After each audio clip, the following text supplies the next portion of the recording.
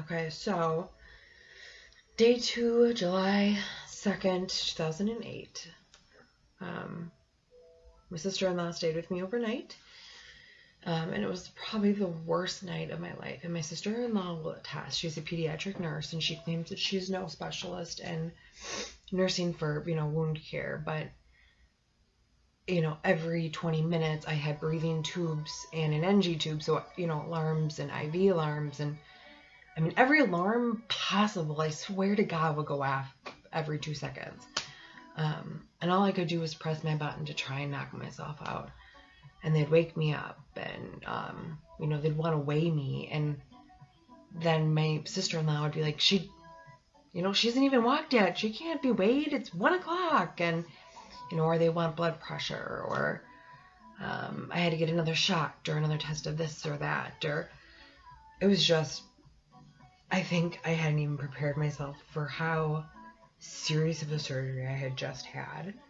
And how much care I needed. And she knew, but she put on the strong face. And I love my mother to death, but I don't think my mother could have done it because I couldn't even do it. And anyone who knows me knows that I'm a bulldog. But I didn't even want my husband there because I know that he's got a soft heart, but he couldn't handle what was going on. Because I couldn't handle what was going on. I couldn't even talk for myself. But my sister-in-law, Chris, that woman will ever have a spot in my heart because of what she did. But she wrangled the nurses the next day and said, kind of get your crap together, do it all at once. Let's talk about the situation. You can't expect a 30-year-old woman who just slept for 2 hours with no pain meds to get up and walk with a 12-inch incision on her stomach after you just ripped the curtain up, woke her up out of a dead sleep when we're trying to get her to rest, and then do it 20 minutes later because you want her weight. Let's talk about her care and how we can do it better and how she needs to rest.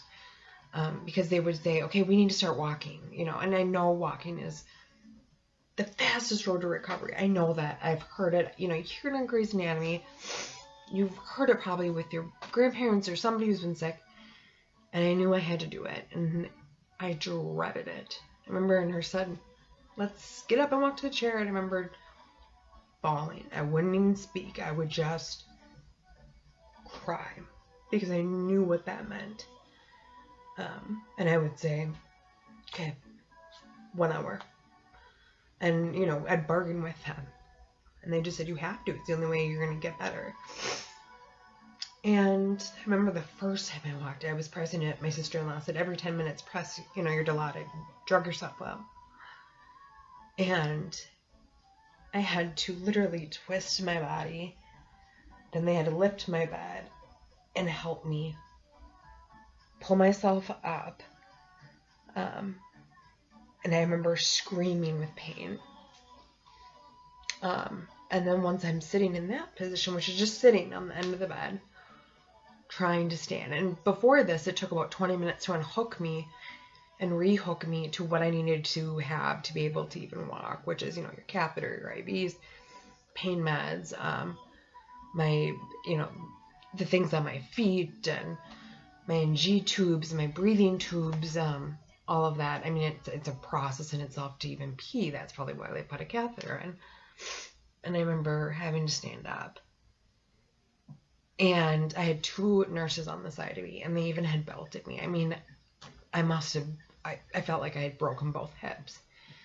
And standing for the first time was the most excruciating pain. And I don't want to be dramatic about it because I don't think there's anything dramatic about it, because they told me it was going to be worse than anything I would imagine, because it was cutting through every nerve and every muscle I had in my stomach, and that would all have to regrow back together. So any movement you make, which is everything, you move your leg, it affects your stomach. You breathe, you eat, you sneeze, you laugh, you cough. Everything kind of, your belly moves with it. And I remember being so conscious of not smiling, not coughing, not laughing, not talking, not moving, whatever I could do to stop that pain, I wanted nothing to do with. And I remember standing up and just bawling. And I walked to the door and I said, I want to go back to bed. And they said, can we get you to sit in the chair? And I said, nope, lay back in the bed. And that was the worst pain I probably had ever felt in my entire life.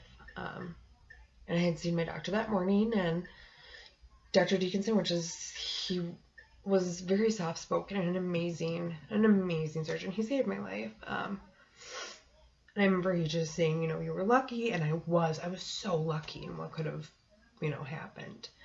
And he just said, you're going to have to be patient with me. This is going to take time for it to heal. And there began my wait of sitting in bed, learning how to walk, eating a popsicle once every 8 hours, and then having it sucked back out. And kind of the switch off of my sister-in-law and my mom, because it was pretty much the only two people I could allow to see me like that, and the people that could deal with me in the state that I was in. My husband came once an hour, because, I'd be crossing my legs, and he'd say, can you do that? Is that safe? Because he was so worried. He didn't even know what to think. I didn't ask what was going on or what had happened to me. I didn't ask how severe it was. I remember just staring out my window and thinking, this is my life right now. This sucks. I hate everything. My husband would be texting me, Viv misses you. She wants to come see you. Can she come see you? And I'd say, no, I've got tubes in my nose. No. I didn't want to see anyone because it was miserable to talk. I couldn't smile. I couldn't even pee myself yet.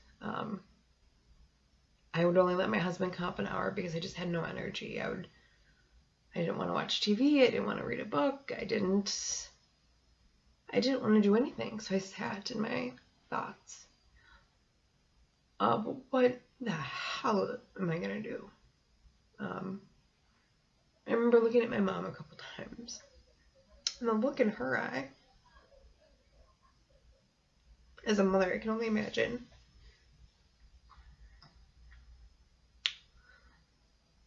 was one probably I felt too. What is my daughter going to come out of like this?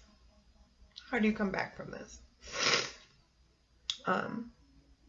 After we had all seen the incision, we were all very shocked. And what happens next? Nobody knows. My mom is very bullheaded in what she can do, and what she can do. She can fill out paperwork. She can get the nurses. She can yell, scream, but she can't fix her daughter's tummy. She can't make her daughter walk.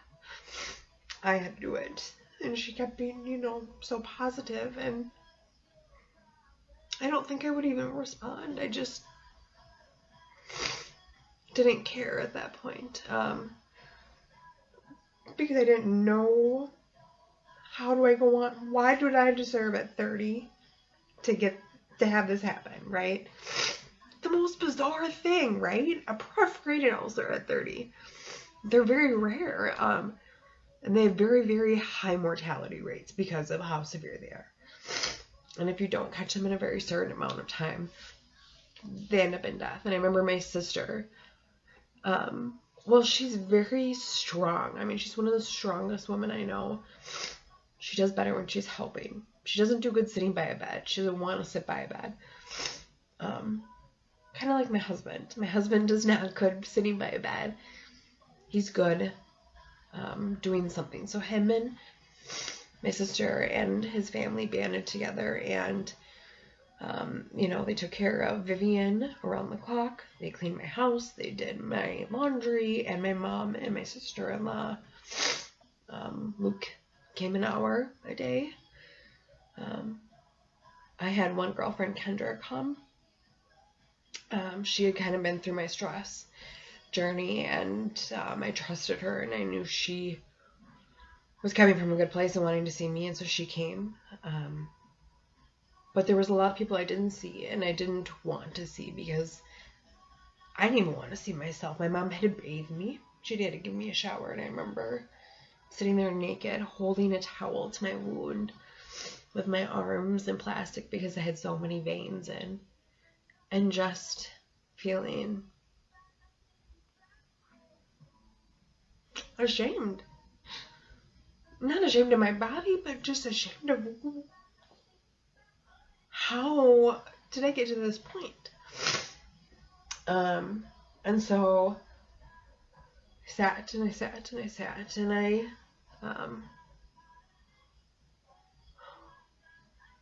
I guess at some point, I don't remember when it was, but I think I looked at my mom and just said, I'm done with the stressors. I can't do it. Because my recovery time was 8 weeks. And I looked at my mom and I said, those decisions we had to make right before I had my ulcer, I think God made them for me today. And she said, yep. And my husband said, yep. And I thought, okay. And so at that moment, I decided that God was giving me a gift. And it wasn't the way that I wanted the gift. I wanted it on a silver platter. No. He had to put me in a situation where it was life or death and shut me up and slow me down and say, look here, you're not making the right decisions. I'm going to make them for you. And my family got on board and they all just said, your health is obviously so affected by these stressors. We are going to do whatever we can to prevent this from happening again because we will lose you. You will die. My doctors, you will die if you continue down this path. I'm 30. I'm 30. I have a husband and a daughter. And I thought, okay, that decision that had been weighing in my mind for months is made. It's done. Okay. So what is holding me back now? What is there to be upset about? If that had been something that had been causing me to be so physically ill that this ulcer had been cultivating and then had perforated, okay, I am not going to let that stress of stupid day-to-day life own me anymore. How dumb is it to die over something that doesn't mean anything at the end of the day? You can't take it with you. What would it have meant to my 4.5-year-old? Nothing. What would it have meant to me? Nothing. Just my own self-doubt and insecurities. And I remember, for some reason, I made a decision that I was done. And I was going to get myself out of that freaking hospital because I was starving, for one. And I was done. I wanted to go home. My daughter saw me once, and it was the worst experience of my life. And I was sick of tubes, and I was sick of meds, and I was sick of alarms, and I was just sick of it all. I just wanted to be home. I didn't care what it took. So I would make my nurses and my mom put 6 walks. I would be doing laps around the hospital wings, and my mom would just be like, holy crap, like, you're really cooking. I'm like, yep, let's do another one. And then she'd check it off for me. And I just kept pushing myself because I was like, I will do whatever. And I kept asking, what can I do to get out? And they just said, patience, we have to let this heal. And eventually on the 5th day, they did a test where they brought me down to radiology and they injected a dye through my NG tube. And then they kind of rotated my body. And so the radiologist was standing next to me and he was watching where the dye was going. And the test was to see if the dye would go into the cavity of where my intestines sat, where it went in originally and was hurting so bad. And that was the test to see, is this patch going to hold? And that's why they hadn't let me eat or disturb it at all, because they needed it to heal. And I passed. And I remember being so excited, being like, I passed the test. And my nurse came in shortly after and said, okay, the NG2 is coming out. That's the best news because that means you start a liquid diet. You can start taking medications orally versus having to have everything injected into you under the sun. I had 3 IVs. I mean, it was out of control. Little did I know how deep an NG tube goes because it's, from here all the way down to the bottom of your stomach. Is this going to hurt? And she said, probably. Why don't you press your dilated button one more time? And I pressed it, and she pulled it, and I remember just seeing human flesh coming off of it. And she said, that's from before. She's like, no, drink. And I quickly drank, and it was out. And I remember I had called my mom right before. I said, they're taking it out. Can you get here? And I think she was just taking a nap. And she walked in, and she said, Katie, you don't have anything on your face. And I said, I know. And they let me order food. And I think I ordered a grilled cheese and some rice. And I wasn't interested at all. And I remember asking the nurse over and over again, when will my doctor let me go home if I can tolerate this grilled cheese? Because that's the test. If you can tolerate food, you can tolerate meds, you can go home to rest. And they released me that night. Painkillers, had a girdle. My mom put me in the car, and they said, take it easy. We'll see you in 2 weeks, but, you got to change dressing, all this kind of stuff. Little did I know how different a dilaudid drip is compared to Percocet, because I went from being on constant pain medication to laying flat on my back in my bed going, this is painful. But I was out of the hospital. I was alive. And I had a scar, but I didn't give a shit about the scar. The scar was funny to me at that point. I'm like, oh my God, I have a cool story. I'm alive. And I wasn't constipated. And everyone treated me like glass. And so my family was so amazing on both sides. I mean, my sisters, they had planned everything. So they were picking up Vivi. They didn't want me to have, no driving, of course, when you're on meds. But even after that, I couldn't lift or, push anything. So everything had been taken care of. And my husband was a dream husband. But I had made that one decision.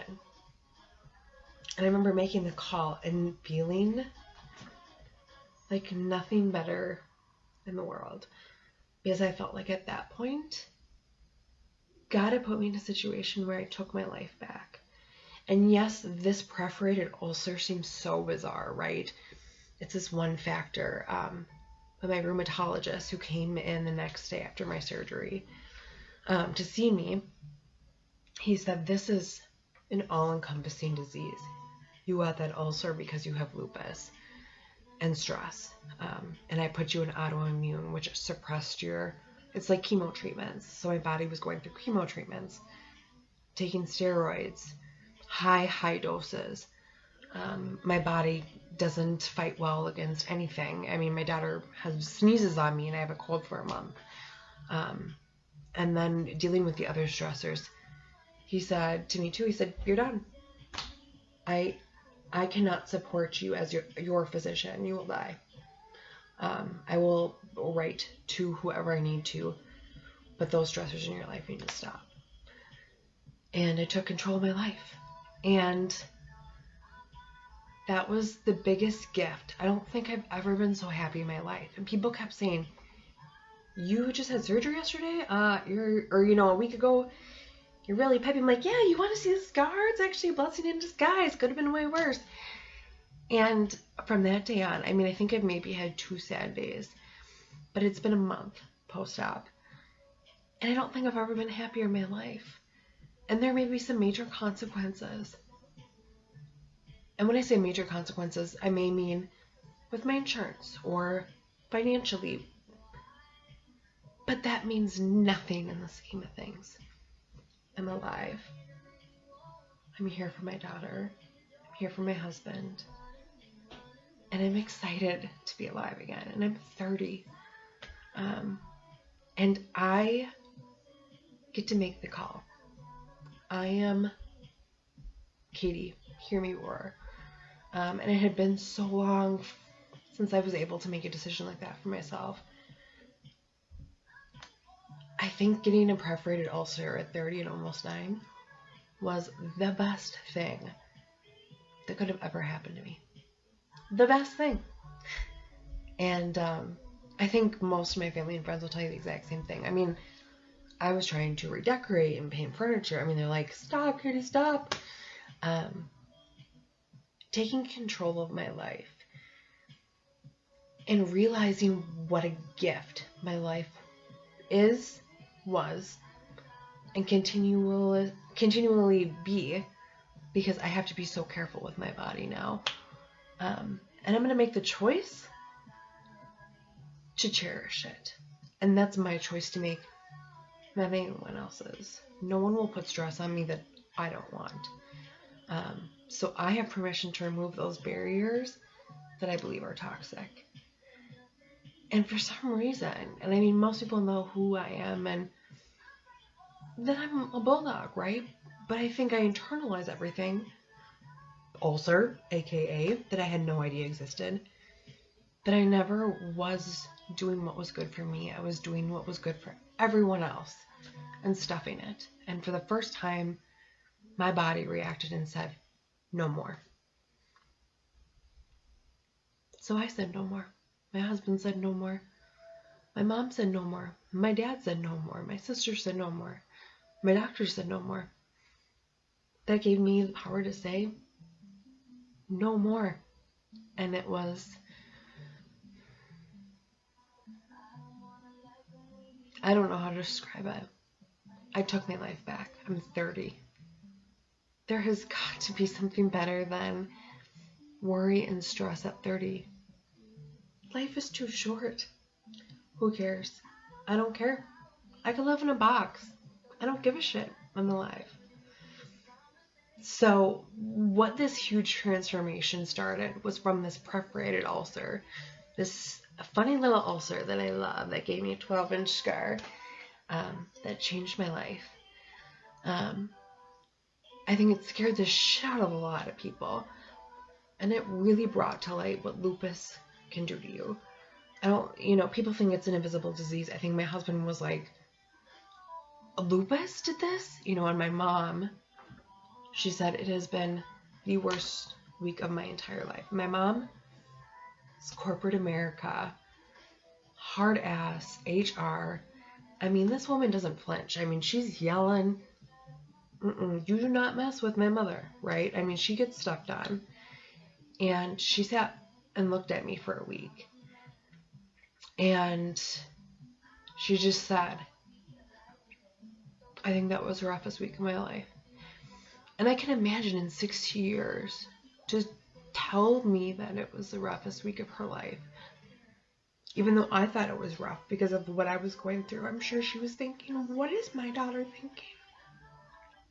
I almost lost her. At 30.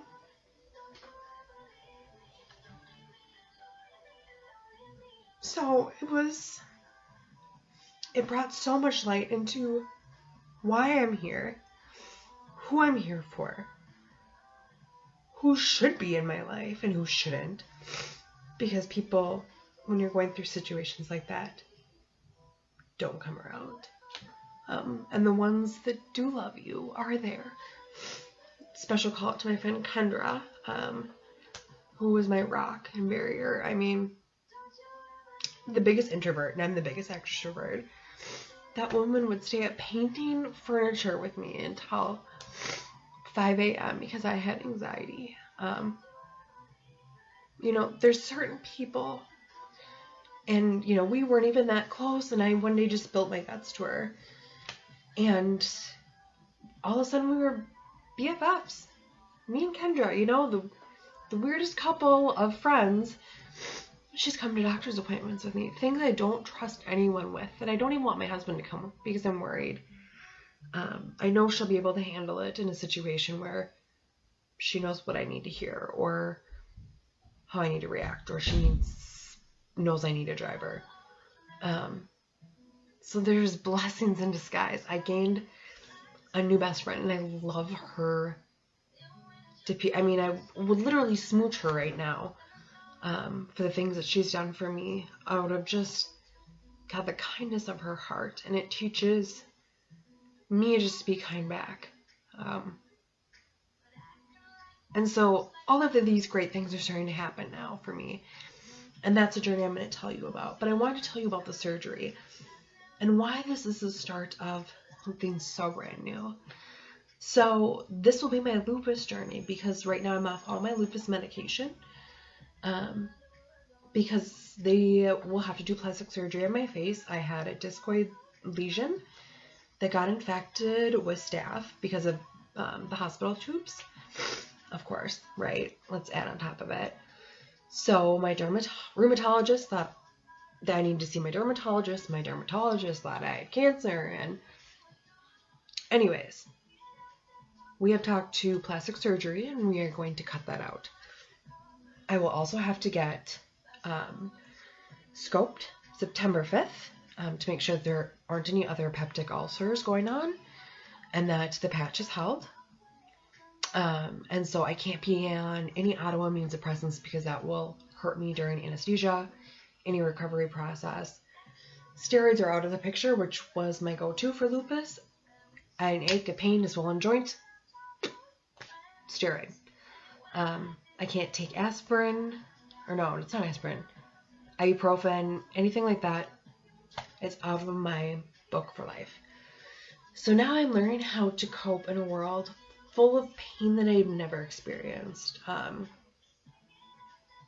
I'm trying to be very mindful with the sun, even more so than I ever have been. I mean, hats and sunscreen, and, I wear body protectants, and, just even being in the car in the sun will cause me to flare. And so we'll talk about what flares look like, but I don't want another flare because I'm so scared of what, I'll look like a monster, or, which is kind of funny because I throw a Princess Band-Aid on and I'm like, hey, what's up? You want to talk about my Frankenstein face?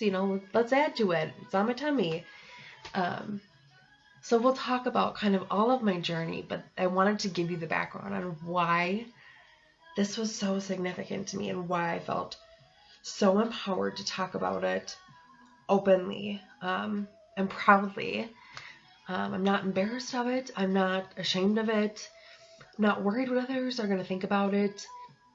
It's just is what it is. And so I'm just bringing some light so that family, friends, people who are struggling with it, who are going through it, who are newly diagnosed, old diagnosis,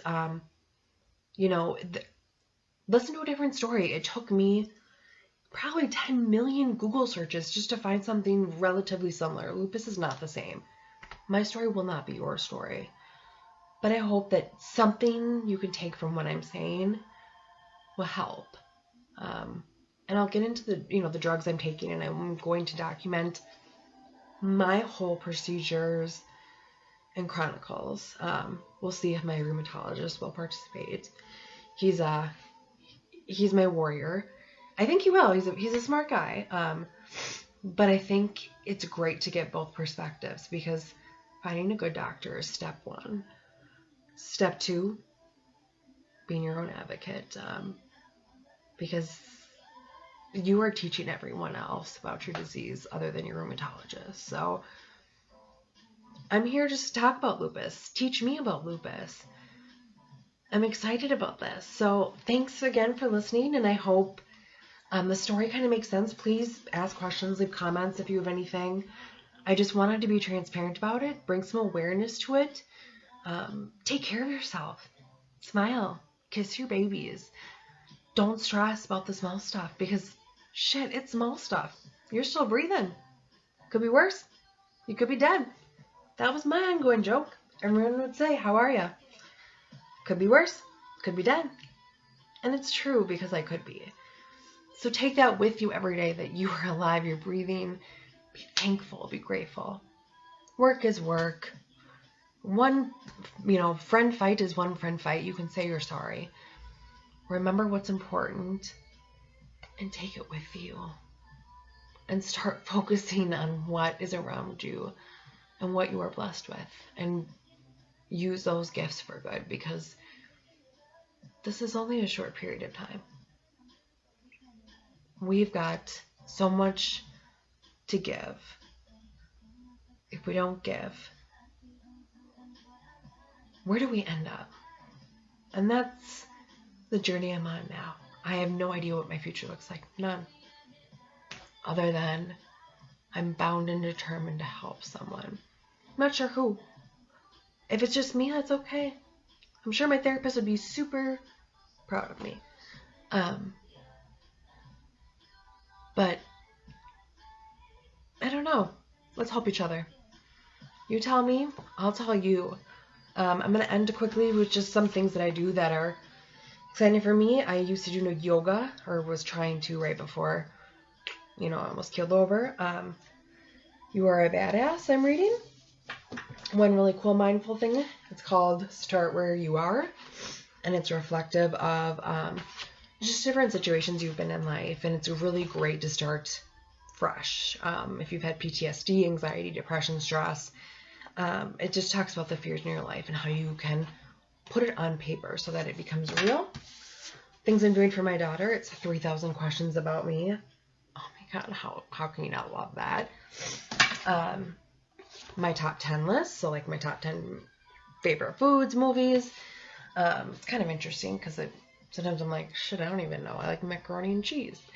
And then the story of my life. So it asks questions like, what was your favorite memory as a teenager? So I'm trying to remember and write positive things to make a stash for my daughter, because I think she'll think I'm a loser when I'm older. So right now I can't do a whole lot other than paint and write and blog now. So those are the kind of the cool things that I'm working on. I got some of these at Target. You can find them on Amazon. If you have any questions, let me know. But that helps me. Chalk painting helps me the most. Old furniture. But my husband hates chalk paint. I mean, he literally thinks that I paint everything in this house. So I'm trying something different. So that was today. But I will check in tomorrow. And thanks for listening.